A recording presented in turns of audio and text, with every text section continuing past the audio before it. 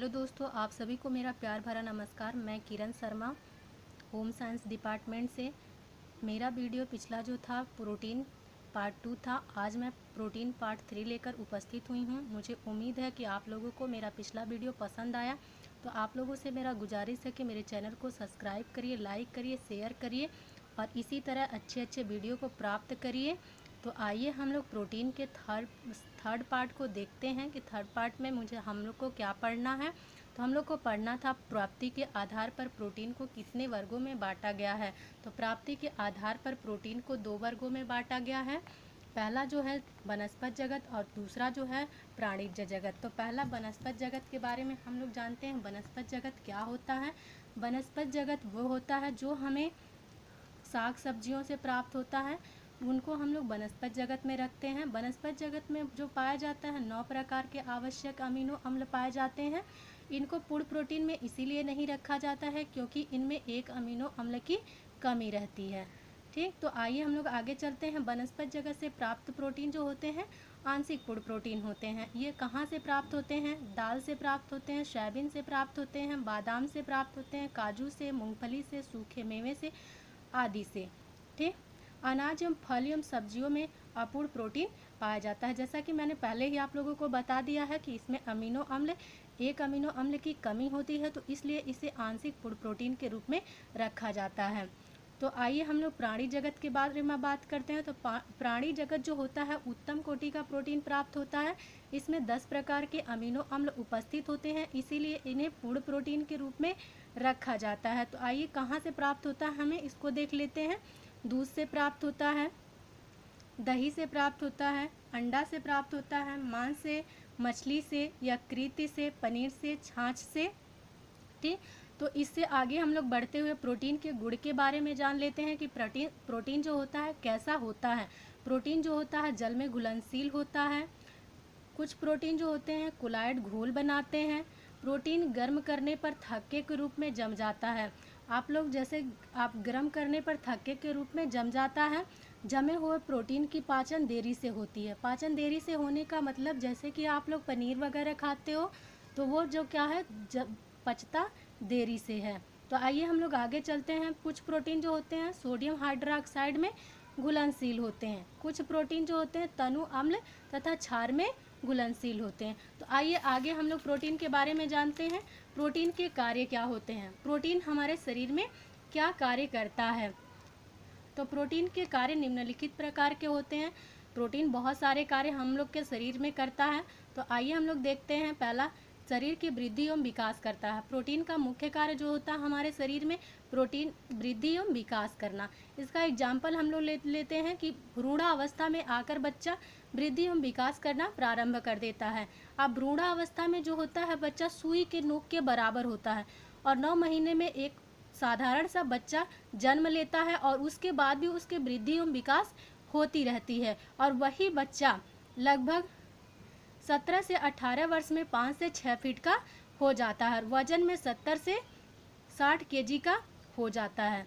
हम लोग ये क्या है, ये सीधा सा उदाहरण है कि हमारे शरीर में वृद्धि एवं विकास होती रहती है। और वृद्धि एवं विकास में काफ़ी कारगर कौन होता है? वो प्रोटीन होता है। तो आइए दूसरा हम लोग देखते हैं तंतुओं के निर्माण एवं मरम्मत में। प्रोटीन का जो मुख्य कार्य होता है तंतुओं का निर्माण करना और मरम्मत करना। प्रोटीन में कोशिकाओं का निर्माण नहीं होगा तो हमारे शरीर के वृद्धि एवं विकास भी नहीं होगी। और कोशिकाएं जब नष्ट होने लगती हैं तो उनका निर्माण भी पुनः प्रोटीन ही करता है। जैसे कभी हम बीमार पड़ जाते हैं तो हमारी शारीरिक रूप से हम लोग वीक हो जाते हैं और हम लोग को अच्छे से करने के लिए, फिर से उसी तरह कार्यगर करने के लिए हमें प्रोटीन लेना ज़रूरी होता है। जल जाने पे हम आप लोग देखती होंगी अक्सर हम लोग के त्वचा के नीचे क्या होता है, काले काले चित्ते पड़ जाते हैं। वो क्या होती हैं, हमारी कोशिकाएं वहाँ की नष्ट हो चुकी होती हैं। तो जिसको बनाने के लिए फिर से प्रोटीन कारगर होता है। चोट लगने पर, दुर्घटना होने पर कोशिकाएं नष्ट हो जाती हैं, उनकी मरम्मत फिर से प्रोटीन ही करता है। आइए हम लोग आगे चलते हैं। तो आप लोग को ये वीडियो दिख रहा होगा तो आप लोग इसके साथ साथ नोट्स भी बनाते जाइए ताकि आप लोग कभी खाली समय में पढ़ के उसको अच्छे से याद कर सकें। तो आइए हम लोग आगे चलते हैं। शरीर के विभिन्न क्रियाओं को नियमित करना। प्रोटीन का जो कार्य होता है विभिन्न क्रियाओं को नियमित करना। विभिन्न क्रियाएं मतलब क्या होती हैं, हमारे शरीर में अम्ल एवं क्षार की कमी अगर हो जाती है या अधिकता हो जाती है तो भी प्रोटीन कार्य करने लगता है, और उस प्रोटीन के कार्य करने को हम लोग क्या करते हैं, प्रोटीन बफर कहते हैं। ठीक, आगे चलिए। प्रोटीन की कमी से हार्मोन्स के निर्माण और स्राव में भी कमी आती है।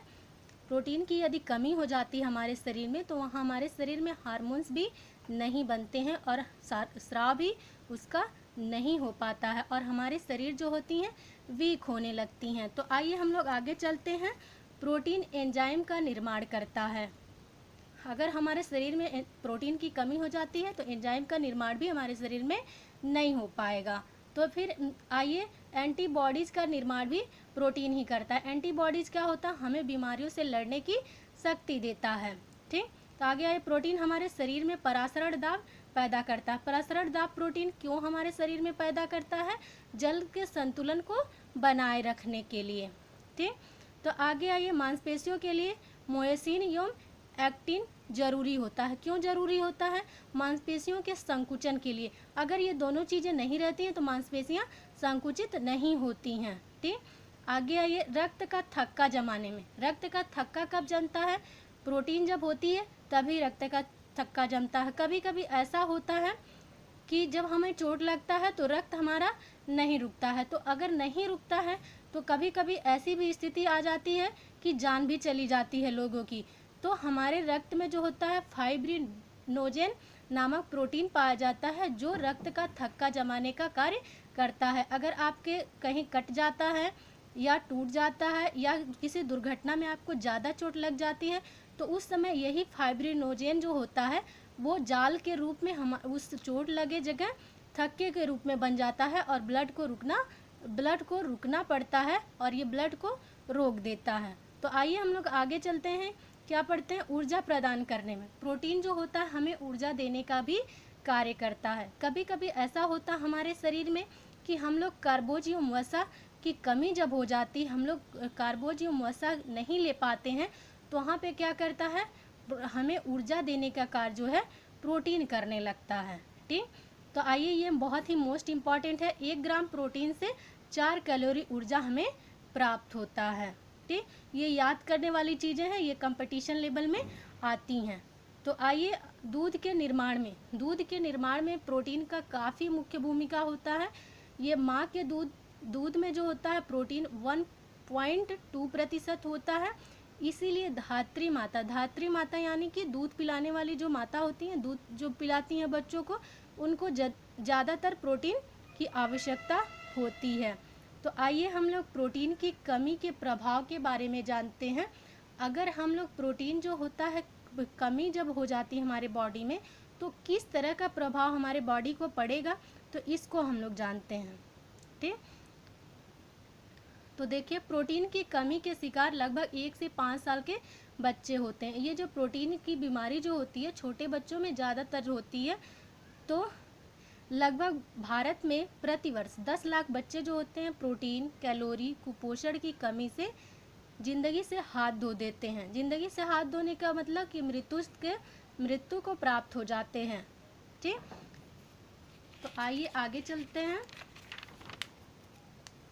प्रोटीन की कमी से बच्चों में 3 प्रकार के रोग हो जाते हैं। 3 प्रकार के रोग कौन कौन से होते हैं, क्वाशिरकार होता है, सूखा रोग या मैरास्मस होता है, मैरास्मिक क्वाशिरकार होता है। ठीक है, ये तीनों बीमारियां हैं जो बच्चों में ही होता है और ये प्रोटीन की कमी के कारण होता है। तो आइए हम लोग क्वाशिरकार को विस्तार से जानते हैं कि ये कैसे होता है।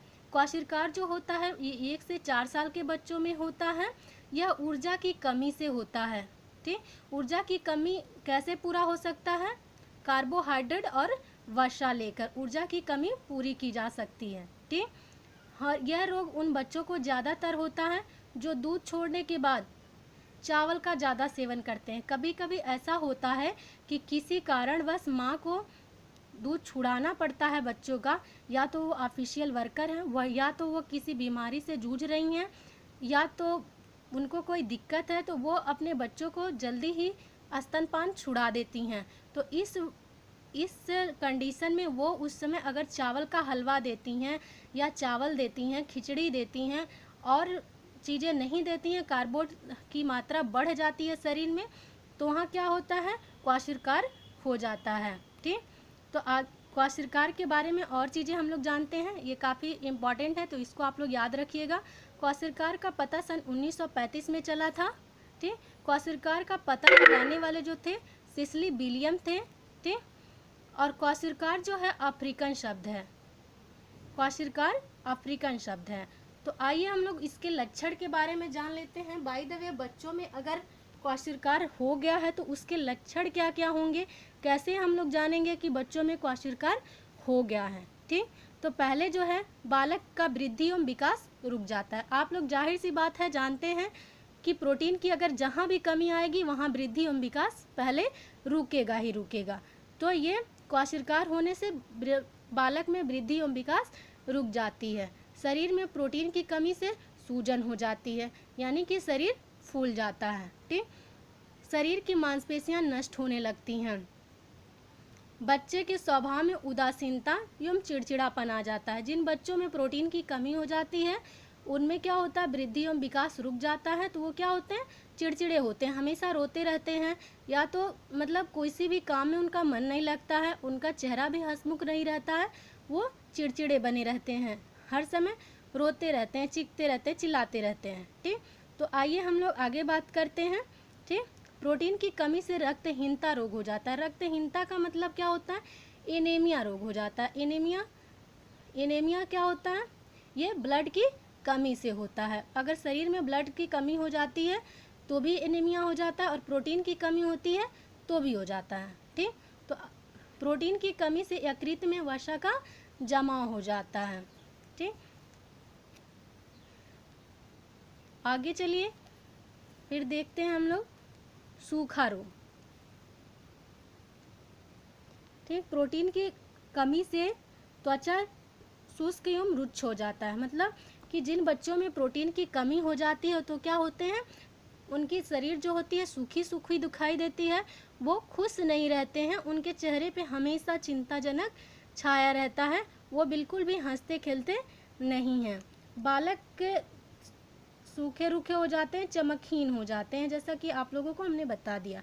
ठीक है, भूख में कमी आ जाती, ये खाने के प्रति अरुचि दिखाते हैं, कुछ भी इनको खाने के लिए दे दीजिए इनको पसंद नहीं आता है। ठीक, और ये हमेशा अरुचि दिखाते रहते हैं कि भूख नहीं लगी है, नहीं खाएंगे, ऐसा कुछ हमेशा बहाने बनाते रहते हैं। पेट संबंधित गड़बड़ी हो जाती है, यानी कि दस्त होते रहते हैं या पेट में दर्द होता रहता है, पूरी तरह से भोजन नहीं पच पाता है। ठीक, तो आइए हम लोग सूखा रोग के बारे में जानते हैं। सूखा रोग क्या होता है, जिसको मैरास्मस भी बोलते हैं। ठीक, बालक में जब प्रोटीन और ऊर्जा दोनों की कमी हो जाती है तब क्या होता है, सूखा रोग हो जाता है। यहाँ पे क्वाशिरकार के बारे में आप लोग जान रहे थे, केवल इसमें ऊर्जा की कमी हो रही थी। ठीक, तो यहाँ पे क्या है, आपके ऊर्जा की भी कमी हो रही है और प्रोटीन की भी कमी हो रही है, दोनों एक साथ कमी हो रही है, तो वहाँ पे क्या हो जाता है, सूखा रोग हो जाता है। सूखा रोग जो होता है 6 माह से 18 माह के बच्चों में होता है। ठीक, सूखा रोग मैरास्मस ग्रीक भाषा शब्द है, जैसा कि आप लोगों ने उधर जाना कि क्वाशिरकार जो है अफ्रीकन शब्द है, उसी तरह मैरास्मस जो है ग्रीक भाषा का शब्द है। ठीक, यह रोग उन बच्चों में होता है जिनमें दो बच्चों में ज़्यादा अंतर नहीं होता है। जैसे कि अगर माँ अभी गर्भवती है, एक बच्चा अभी आया है तो 1 साल का हुआ है या 1.5 साल का हुआ है तभी दूसरा बच्चा आ जाता है, तो ये सूखा रोग उन बच्चों में ज़्यादातर देखने को मिलता है। ठीक, और सूखा रोग क्वाशिरकार से खतरनाक होता है। क्यों खतरनाक होता है, क्योंकि इसमें जो होती है ऊर्जा और प्रोटीन दोनों की कमी होती है। ठीक, तो आइए हम सूखा रोग मैरास्मस का लक्षण जानते हैं, क्या क्या लक्षण होते हैं इनके। तो सूजन बिल्कुल नहीं होता है, क्वाशिरकार में सूजन होता है। ठीक, लेकिन इसमें सूजन बिल्कुल नहीं होता है। वजन कम हो जाता है, शिशु की लंबाई में वृद्धि नहीं होती है, यकृत में वसा का जमाव बिल्कुल भी नहीं होता है, शिशु अधिक उम्र का दिखता है। त्वचा रूखी सूखी बेजान हो जाती है, हाथ पर पतले एवं कमज़ोर हो जाते हैं, त्वचा अस्थियों से चिपकी हुई होती है, पेट बाहर निकला हुआ होता है। ठीक, बिल्कुल भी इसमें बच्चा जो होता है एकदम सिकुड़ जाता है, बिल्कुल भी पता नहीं चलता है। उसकी त्वचा जो होती है हड्डियों से एकदम बंधी होती है, मांस का कहीं नामो निशान नहीं होता है। अगर भोजपुरी शब्द में बोले तो इसको सुखंडी भी कहते हैं। ग्रामीण क्षेत्र के जो लोग होंगे वो जानते होंगे कि इस रोग को जो है सुखंडी बोलते हैं भोजपुरी शब्द में। तो आइए मैरास्मिक क्वाशिरकार के बारे में जानते हैं। मैरास्मिक क्वाशिरकार रोग होता है। ठीक, मैरास्मिक क्वाशिरकार जो होता है ये सूखा रोग तथा क्वाशिरकार दोनों के लक्षण पाए जाते हैं। इसमें ये काफ़ी खतरनाक होता है। इसमें दोनों के लक्षण पाए जाते हैं, यानी कि प्रोटीन और ऊर्जा दोनों की कमी पाई जाती है इसमें। और शिशु जो होते हैं पहले इसमें जो होते हैं शिशु को पहले क्वाशिरकार रोग होता है, क्वाशिरकार रोग होता है और फिर बाद में मैरास्मस रोग हो जाता है। क्वाशिरकार को ठीक होने में कम समय लगता है, जबकि मैरास्मस को ठीक होने में ज़्यादा समय